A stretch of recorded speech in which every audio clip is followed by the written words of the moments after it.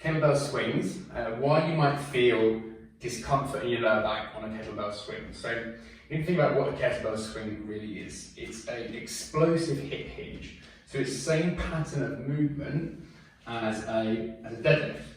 But as a deadlift, you're effectively pulling a bar straight up. On a kettlebell swing, you're driving your hips into the forearms to drive and propel the kettlebell forward. So things that go wrong with a kettlebell swing. First of all, I would suggest to keep the kettlebell swing below belly button height. The second the arms start coming up here, you've got a lot more momentum to try and carry and catch through the movement.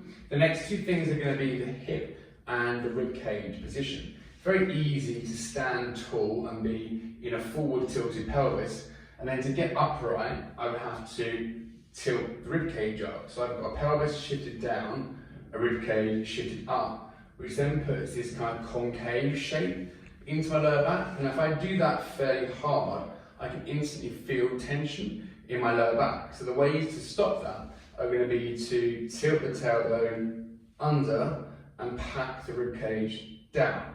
So I now get a strong abdominal brace, I get a strong glute contraction, and I soften the tension through the lower back.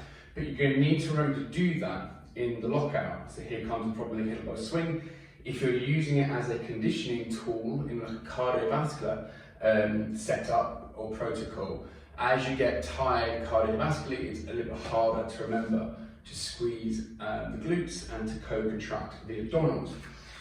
Also remember with the kettlebell swing that you want to get firm forearm contact against the inner thigh. If you're not getting the leg contact against the inner thigh and the forearms are always free of the legs throughout the entire swinging motion, then it's effectively the weight is going to be hanging in your arms, transferring through your spine the whole time. It's also going to make it very hard for the lower back muscles. So first thing you want to do, you want to get that strong forearm contact where your forearm strikes the inner thigh, and you get that hip drive to drive the forearms off the legs, and then right at the top of every rep, as you lock out, you want to make sure that you're thinking about tailbone tuck, rib cage down. You do it in a moment at about belly button height. Actively engage the glutes, actively engage the abdominals, allow the kettlebell to drop, drive off the legs, and then tilt and tuck down. All the time those 2 points are on, you're much more protected in the lower back, and as long as the kettlebell is not swinging too high up, then you should find your lower back should soften and the kettlebell swing won't hurt your spine.